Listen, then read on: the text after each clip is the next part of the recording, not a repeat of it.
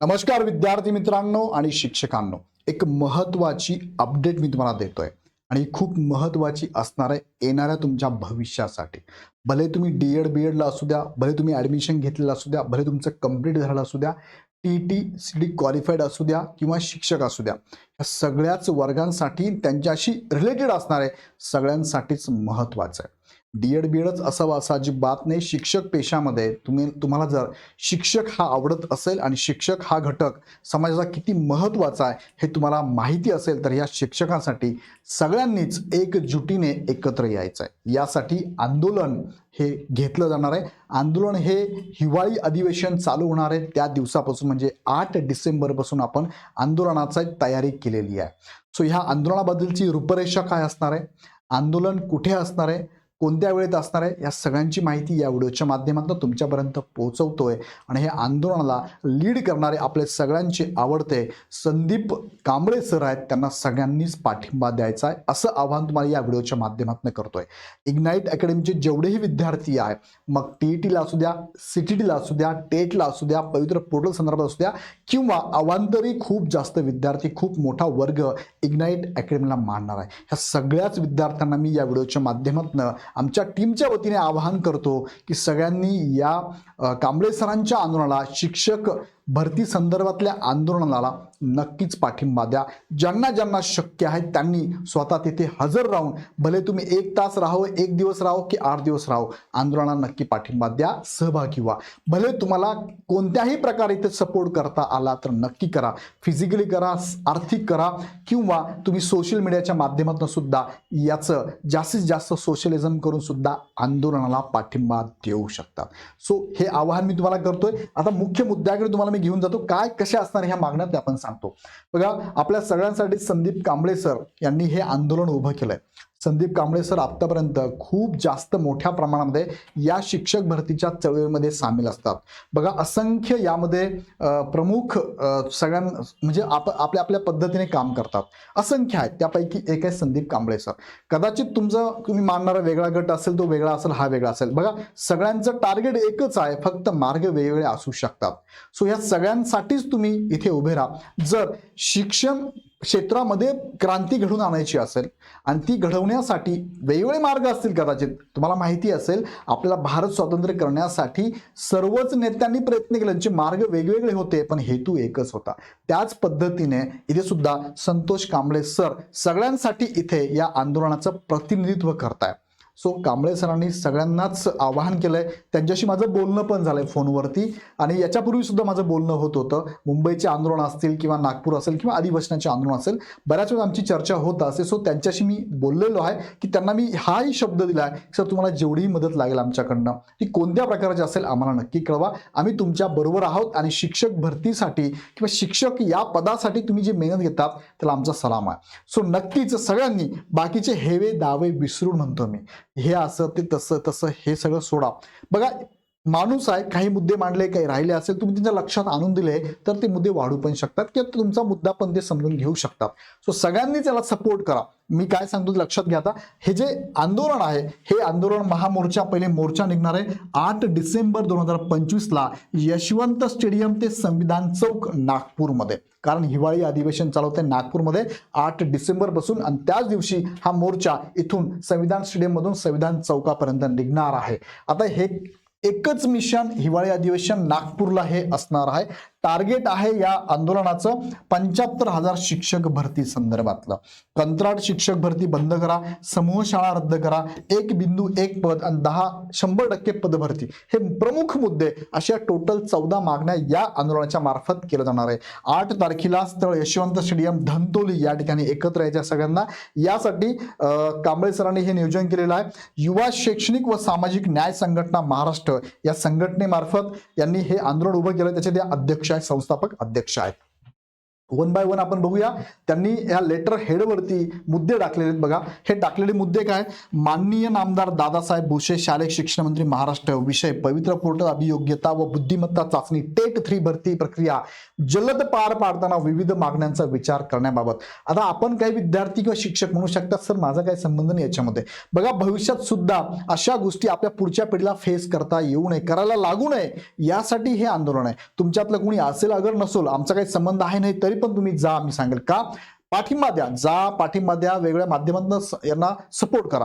कारण भविष्यामध्ये तुमची पिढी आहे त्यांना सुद्धा ह्या प्रश्नांचा सामोरं जावं लागू नये यासाठी सगळ्यांनी हा प्रयत्न करायला हवा. यामध्ये मागण्या बघा 14 मागण्या कोणत्या मी एक एक पटापट तुम्हाला सांगतोय. पहिली मागणी पवित्र पोर्टलवर नोंदणी सुरू करून नवीन शैक्षणिक धोरणानुसार कंत्राट शिक्षकाऐवजी कायम जिल्हा परिषदेच्या 100% रिक्त शिक्षकांच्या 1 ते 8 विशेषतः 8 ते 10 व 11 ते 12च्या जागा भरण्यात याव्या. कंत्राटी शिक्षक पद्धती बंद करा आणि पूर्ण 100% जिल्हा परिषदेच्या जागा भरा.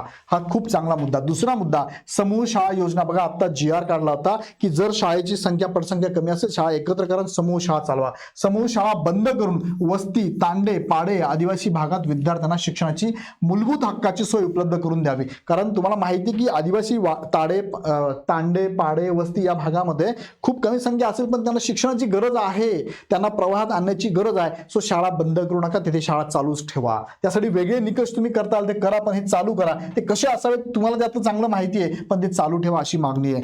एक भरती एक पद एक बिंदू प्रक्रिया राबवून शिक्षक भरती करावी म्हणजे संस्था चालक करत असलेल्या आरोपाला न्याय मिळेल आणि संस्थेला कायम शिक्षक मिळतील. एकच उमेदवार पुन्हा निवडला जाणार नाही, एकदा निवडला की त्याला पवित्र पोर्टलमधून बाद करण्यात यावे.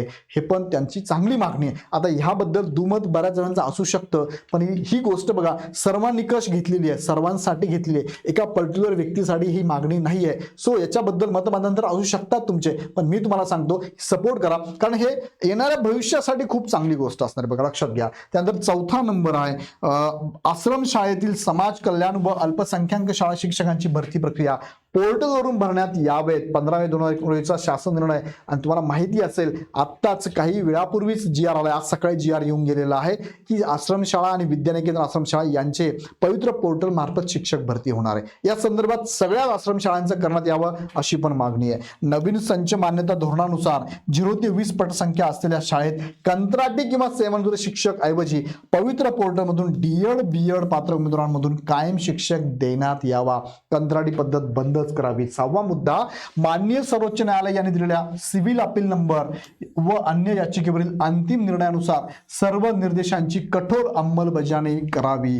भरती प्रक्रिया राबवत असताना जिल्हानिहाय किंवा विभागीय 20 ऑगस्ट 2024च्या शिक्षण आयुक्त अध्यक्ष समिती अहवालानुसार उमेदवारांची गुणवत्ता डावलली जाऊ नये याकरिता जिल्हा किंवा विभागीय भरती प्रक्रिया न करता भरती ही पूर्वीप्रमाणे केंद्रीय पद्धतीनेच राबवण्यात यावी. हा पण मुद्दा महत्वाचा. टेट 2022च्या भरती संस्थेमध्ये मुलाखत प्रक्रियेत अनेक गैर प्रकार झाले. हा मुद्दा खूप महत्वाचा, मी याला स्टार करतो. बऱ्याच उमेदवारांनी माझ्यापर्यंत सुद्धा ह्या गोष्टी कळवलेल्या आहेत. गैर प्रकार झाले जसे की बरेच उमेदवारांनी मुलाखत दिल्या असूनही त्यांना अनुपस्थित दाखवणे, प्रत्यक्ष यादीमध्ये निवड केलेल्या उमेदवारांपेक्षा जास्त गुण असणे, सदर जागा तशीच रिक्त दर्शविणे. त्यामुळे मुलाखत दिलेल्या प्रत्येक उमेदवारांना व्हिडिओ क्लिक संस्थेकडून देणे बंधनकारक करण्यात यावे. खूप चांगला मुद्दा आहे. पवित्र पोर्टल मधून शिक्षक भरती प्रक्रिया करत असताना अपात्र, गैरहजर, माजी सैनिक, समांतर आरक्षण ही पदे मोठ्या प्रमाणात रिक्त राहत असल्यामुळे या सर्व जागा त्वरित रूपांतरित करून विलंब न करता प्रतीक्षा यादी जाहीर करावी. सो हा पण मुद्दा या मागणीमध्ये महत्वाचा असणार आहे. 10वा मुद्दा आहे मनपा नपा कटक मंडळाच्या आस्थापनांमध्ये मोठ्या प्रमाणात रिक्त पदे असल्याने याकडे गांभीर्याने लक्ष देऊन येथील 100% रिक्त पदे कायम भरण्यात यावेत. बघा ही बऱ्याच वेळेस होतं बघा, इथे रिक्त पदे बरेच वेळेस राहून जातात आणि ती भरली जात नाही. 11वा मुद्दा आहे टेट 25चा निकाल जाहीर झाल्यानंतर लक्षात आले की एकच उमेदवार 2 वेळा परीक्षा दिला अशा उमेदवारांना बाद करण्यात यावं. डबल परीक्षा देतात त्यांचे टॅलेंट आहे, त्यांना चांगले मार्क पडतात, 2-2 ठिकाणी सिलेक्ट होतात आणि विनाकारण ते तेथील पद खाऊन घेतात. म्हणजे पाठीमागचं पद ते काय करतात, मग तिथे रिक्त होऊन जातं आणि मग एखाद्या उमेदवाराला त्याच्या मेरिटनुसार ती जागा मिळू शकत असताना सुद्धा मिळत नाही. सो असं होऊ नये यासाठी काहीतरी निकष लावले गेले पाहिजे, ही एक मागणी आहे. कला, क्रीडा, शारीरिक शिक्षण, कार्यानुभव संगणक संवर्गातील विशेष शिक्षकांची भरती पूर्ण क्षमतेने करावी. बऱ्याच वेळेस या शिक्षकांची भरतीच होत नाही. सो ही पण मागणी रास्त आहे. 13 नंबरचा मुद्दा, रिक्त जागांची जाहिरात ही आरक्षणाच्या टक्केवारीनुसार न देता सर्वच प्रवर्गांचे मागील 100% अनुशेष भरून भरती प्रक्रिया राबवावी. आणि 14 आणि शेवटचा मुद्दा आहे 14वा, शिक्षण सेवकांचा कोणताही विमा, सेवा संरक्षण, अनुकंपा सुविधा नसल्याने, तुटपुंजा मानधनात मूलभूत सुविधा उपलब्ध होत नसल्याने त्यांचे मानधन 16,000 वरून 40,000 करण्यात यावे. खूप चांगल्या मागण्या त्यांनी या माध्यमातून मागितलेल्या आहे. सो यासाठी सगळ्यांचा पाठिंबा आवश्यक आहे आणि त्यासाठी सगळ्याच विद्यार्थ्यांनी त्यांना पाठिंबा द्यायचा आहे. सो 8 डिसेंबर पासून ते 18 डिसेंबर पर्यंत म्हणजे जवळपास 10 ते 11 दिवस धरणे आंदोलन तिथे होणार आहे. तुम्हाला ज्या पद्धतीने जमेल त्या पद्धतीने या आंदोलनाला सगळ्यांनी पाठिंबा द्या. पाठिंबा आर्थिक पद्धतीने असू द्या, फिजिकल असू द्या किंवा सोशल मीडियाच्या माध्यमातून असू द्या. सो विद्यार्थी मित्रांनो, यासाठी तुम्हाला ज्या पद्धतीने इथे या आंदोलनाला पाठिंबा देता येईल तो नक्कीच द्यावा, असं आवाहन आमच्या इग्नाइटच्या टीमकडनं मी तुम्हाला करतोय. संदीप कांबळे सरांना सुद्धा मी शुभेच्छा देतो आणि इथे शक्य झालं तर आमच्या इग्नाइटच्या टीमकडनं नक्कीच कोणतरी हजर राहायचा प्रयत्न करेल आणि इतर पद्धतीने सुद्धा आमची मदत या आंदोलनाला नक्कीच असेल. तुम्हाला काय वाटतं मला कमेंटमध्ये नक्की कळवा. पुन्हा व्हिडिओ आपण नेक्स्ट व्हिडिओमध्ये. धन्यवाद.